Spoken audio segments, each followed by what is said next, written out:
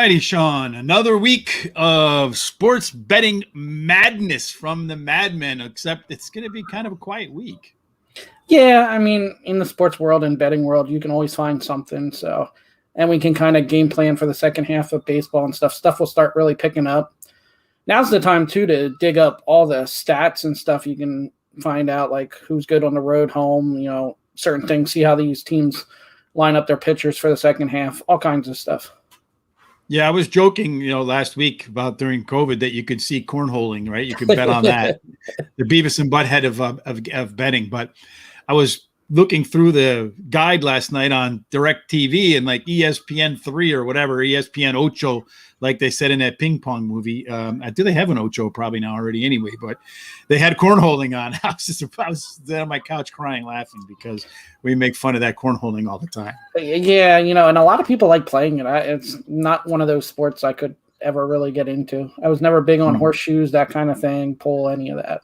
Any of the so-called drinking games, basically. I like if it was dodgeball, it would be more fun. Like dodgeball with bean bags. I think that would be a lot more entertaining. Anyway, so it was an interesting weekend of sports. Let's start with the McGregor and Poirier. You and I both said that we felt like the DraftKings bonus of plus 150 for Poirier was the way to go, and that's kind of the way it turned out. I wonder if somebody cracked to Connor before he went out in a effort to tell him good luck, break a leg. Yeah, maybe. Hey, it couldn't have happened to a better guy. I mean, he's still running his mouth while he's down there with a broken leg and stuff. It's unbelievable. I was glad I took both bonuses. I took the plus 150 and I took the risk-free bet off FanDuel and put it on Poirier. I couldn't go too cheap. If you did it both ways, you only make a couple dollars, but you were guaranteed a profit. I went all for it, and it worked out. Perfectly. That's the way you like it to be, right? When it works out for you. Yeah, I had mentioned beforehand when we were talking about the fight that I felt like McGregor was trying to convince himself more than he was trying to intimidate Poirier, that he actually had, I think he's questioning his ability and where he stands now and his own legacy and his own mind. And it's funny because really nobody before the fight was talking like that. They were just saying McGregor's being his old self. He's being obnoxious. And then after the fight, everybody, including Poirier, was saying they felt like, he was trying to just pump himself up. So I wonder if, they caught us on Facebook or on YouTube and said, you know what, that probably looks like the right thing right now. Yeah, and he was going to get beat either way, and now with this injury, who knows what we got left. He's going to keep running his mouth until it's over. So, well, they say they're going to fight on the street or the sidewalk or somewhere. So, I hope they do it in front of my house. It makes for great entertainment, at least on maybe some verbal entertainment, some physical entertainment. And then soccer, Argentina did come through and finally win a big one for Lionel Messi. First time in 28 years, I think the country won a major trophy, and the first time in his career. 1-0 in a tightly fought game. The Brazilians lost at home. No fans in the stands, but there were fans in the stands. They said there weren't going to be any. So, it's good to be connected in a place like Brazil, I guess. Yeah, we were really confused. Actually, Hillary and I turned it on, and we're like, wait, there are fans, but there's not a lot of fans. But then there seemed to be a lot more Argentina fans, too, than Brazil fans. It was really confusing, but you had a nice call on that one. You got your plus 150, 1-0. And then yesterday, the English and the Italians, a little bit of a flop fest from Italy, which is not, normally the case for them. They're known for that. But I have to say that I feel like I've seen a lot of soccer games. My son played at a club level soccer, and we traveled the country, probably hundreds and hundreds of soccer games from the time he was 5 to the time he was 18 years old. And I always hated it. I absolutely hate it. And I don't understand why they do this in soccer. A team gets up and then they get off the gas. And that's exactly what England did. I blame their coach. I don't blame the players. You can't let a high quality team like Italy that might actually have better ball players than you just control the ball for half of the game, 75% of the game, and not even try to get the ball. It made no sense to me. Yeah, it didn't. And then, I kept your thing on social. It said stupid tie, and that stupid tie happened. Stupid tie. Yeah, it ended up with the penalty kick. So I hate stupid ties in soccer. They got to do something about that, right?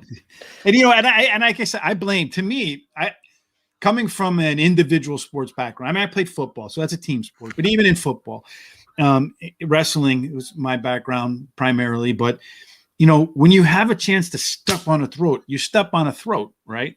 And I feel like if England got up 2-0, the game would have been over. And they just let the other team back in the game. And I don't understand that for the life of me. But, Jorge Masvidal said it when they asked him the difference between Jake Paul and a UFC fighter, is he said Jake Paul really, besides the whatever you want to call it, YouTube persona, is a nice guy. Whereas the UFC guys, they might be nice guys out of the ring. But in the ring, he said they don't give up. And if they have to hurt you to win, that's what they'll do. So I think that's the big difference. You got to be the guy who's willing to hurt the other guy if you want to win at that kind of level. And I don't mean really hurt them, but hurt them by scoring a second goal, that sort of thing. It's the whole, and we'll change that. I'm a Kyle Busch fan in NASCAR. He got second to his brother yesterday. They interviewed him after the race. He had no ounce of sympathy or appreciation for his brother winning at all. He was disappointed. He wanted to win, and that's why I like him. That's, a lot of NASCAR guys get out of the car and they're like, oh, we got a second place finish. It's a good thing. He did not. He wanted that win. And I love that about certain athletes, that that's what they want. They want to win. And that's what we watch for too. Right. I think win is why you play the game. Something like that is what Vince Lombardi said, right? Yeah, you win. Well, no, that was Herman Edwards that said you win to play the game. Actually, he was with the Jets when he said that. Yeah, I think there was some other thing like that. Yeah. Lombardi had some kind of, you only play the game to win, and there's no, I don't remember. I was only 45 years old. All right, so the only thing that you can really kind of bet on today, unless you want to do cornholing or real quickly, you can do Gold Cup soccer here in the United States. You have Jamaica and you have Costa Rica as huge favorites. If you put Jamaica and Costa Rica together on a parlay, it's minus 204, but that's probably the best value you're going to get on the day. Costa Rica is minus 1,000, Jamaica's minus 280. Maybe you play the tie-in of the Jamaica game. Those are the only two things I would even consider. What we're going to talk about is the Major League Baseball All-Star festivities get started today and at the Home Run Derby. Right now, you have Ohtani as the favorite at plus 250. He's leading the league in home runs, so that's not surprising. Followed by Joey Gallo, Pete Alonso. Well, you can see I don't need to read it to you. I used to hate that when I went to school, and a teacher would put a slide up on there and read it from top to bottom. I could see it. So what are you thinking about this? Where you're going? What's your mentality in this? I don't think I can take the favorite. I think there's a boost I was actually just looking for. I think it might be on FanDuel where they bump it up to plus 340 or 350. So you could do that if you want Ohtani. The issue with Ohtani is he doesn't take batting practice before games and stuff, it was reported. So this is going to be like batting practice. So one, he's not used to it. And two, does he get tired as he goes along here? Well, here's another statistic I highlighted right there, courtesy, I guess, of DraftKings Sportsbook from PlayColorado.com. The Home Run Derby favorite is only 2 for 17.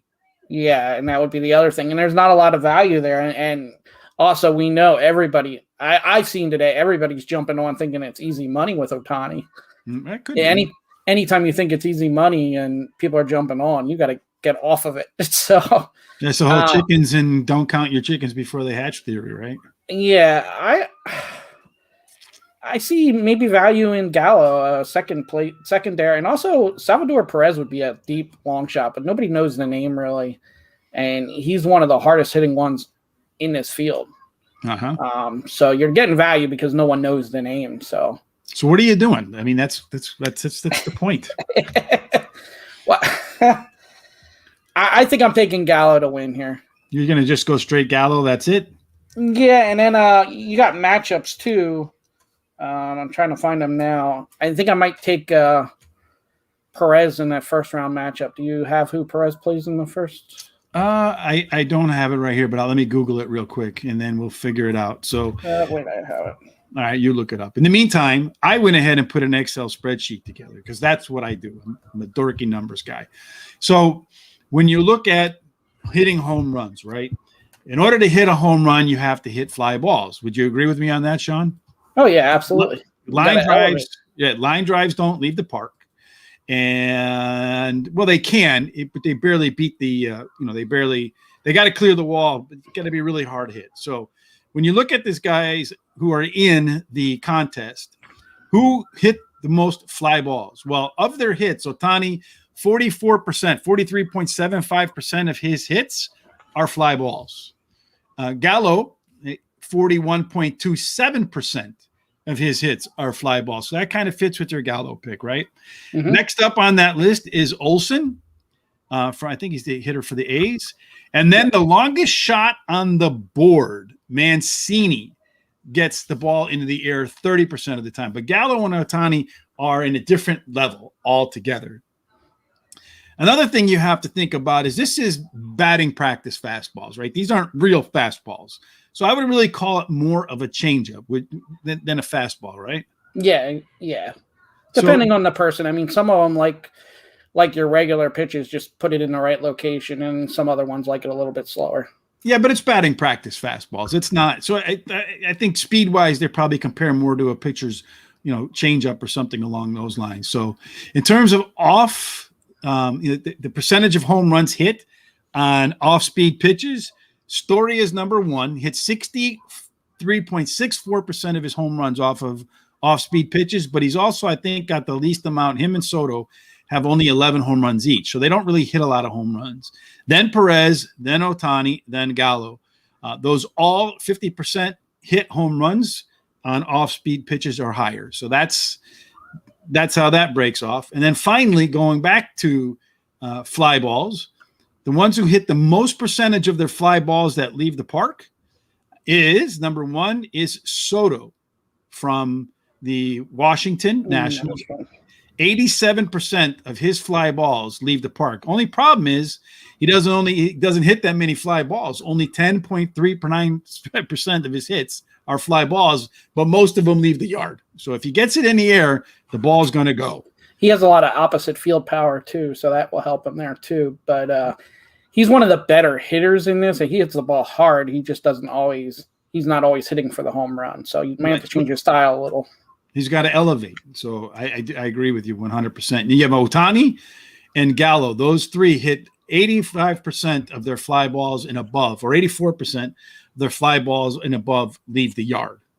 So to me, I think you got to look at Soto, Ohtani, and Gallo as your likely winner is going to come from those two, with a heavy emphasis on Gallo and Ohtani because they get more balls in the air than Perez does.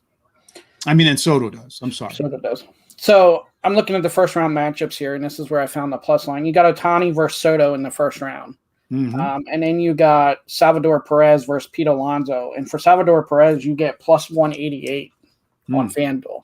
So I'm thinking take Salvador Perez there as the one, because all these other ones, I think the favorite is going to win. You got Joey Gallo versus Trevor Story, and then you got Matt Olson versus Mancini. Mm-hmm. So I think 3 of the 4 favorites win. You always know that one of the underdogs should win here. So I'm going to take a shot at Salvador Perez beating Pete Alonso in the first round. Well, I think that's probably a pretty good shot, because when you look at 57% of Perez's home runs are on off-speed pitches versus only 47% for Alonso. They both hit about the same amount in terms of percentage of their hits that are fly balls. Alonso's 29.41. Perez is 29.17. Alonso hits slightly more percentage of his home runs on fly balls hits than Perez does. But according to the value that you're getting, I think Perez would be a sound bet there. But let's go ahead and look at something here real quick. And this is called a Dutch calculator. So let me pull that up on the screen real fast. So betting the Dutch calculator, we're going to use American odds, so not decimal odds. So if you look at the odds for, let me just pull this down here. The odds for Ohtani are +2. So let's say you're going to put $100 in stake, $100. You put Ohtani in there at +250. You put Gallo in there at 450, and you put Soto in there at 800. I think his line moved up to 900, but 800. So if you were to put $53.53 on, that can't be right. I don't know what. Well, that's decimals. I'm sorry, American. All right, that makes say what in the world? I'll take that bet all day. So if you put $100 in action, $49.38 on Ohtani, $31.42 on Gallo, and $19.20 on Soto. That $100 will turn into $172.82 if one of those three win. And to me, I think that's the wisest bet of the day. You're getting 3 of the, 12 competitors? 1, 2, 3, 3 of 8. So you got 38% of the competitors. And if one of the 3 wins, you're going to collect $72.82. What do you think about that? Yeah, I mean, if you're confident on those 3, yeah, absolutely. That's not bad. I've actually never used that technique or never seen that. So that's definitely interesting. So that's what I'm going to do personally. I'm not going to make it an official bet, but that's how I'm going to play it in my own account tonight when I watch. I'm going to put a little bit of money on Ohtani, a little bit of money on Gallo, and a little bit of money on Soto. I think the winner is going to come from those 3. That's my home run derby bet of the day. There you go. And you can also bet lefty versus righty, which it seems like a lefty is probably going to win this. I think you got 5 of the 8 that are lefties. And then you could also bet AL versus NL. And again, I think you got 5 on the AL side and 3 on the NL. Okay. Well, but your odds, like right now, I'm looking your lefties versus -230 versus your righties plus 160. So the value is not good. If you want to take the lefty, value is not good there at all. No value at all in that, huh? No. All right. Well, that kind of wraps up. I mean, we can only parse the home run derby so many different ways, right? We spend more time analyzing this than we did any other game. Any other thing that you have your eye on today, Sean? Today, no. I'm just doing some studying on baseball futures and getting ready to see, look at the stats and see which teams to target the second half of the year. Yeah. Well, tomorrow, obviously, like I said, the schedule's kind of slowed down a little bit. We'll be talking about the NBA championship. The Milwaukee Bucks got back into it with a complete domination of the Suns in Game 3 on Sunday night yesterday. And then we'll talk about that. And, of course, we'll talk about the Major League Baseball All-Star Game. And then on Thursday, we'll be back to talk about futures on Major League Baseball, maybe some teams that aren't in first place right now that might find their way to first place by the end of the year, where we can probably collect a nice plus line. Maybe Yankees or something can consider there. And then we'll look at division champs. We'll look at AL, NL champs, and then we'll see who we like to win the World Series. So we'll take a look at that on Thursday. And Friday, we'll be back, I think, to the NBA, right? I believe so, yeah, because they're doing Wednesday. Yeah, it should be Wednesday and Friday. And then does baseball return to action on Saturday? Friday. So we'll be right back in the groove on Friday then.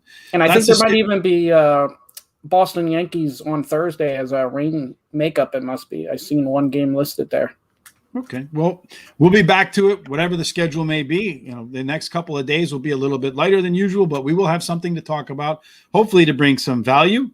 Sean, if the folks want to follow us, well, first, make sure you head down there and you click that subscribe button in the bell so that when we come live every Monday through Friday at 4:30 Eastern time, Saturday morning, way too early for me, at 8 o'clock Eastern time. I'm in Chicago, so that's 7 o'clock for me. Sundays we take off.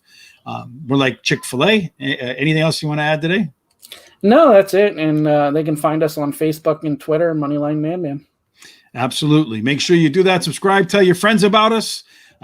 Thank you to our sponsor, Horse Racing Radar. Make sure you head over there. A lot of great stuff if you're into horse racing at Horse Racing Radar, including some great gear on their Facebook page. All right, Sean, that wraps up Monday, another week of Moneyline Madmen. Until we see you next time, folks, good luck at the window. May you cash all of your tickets.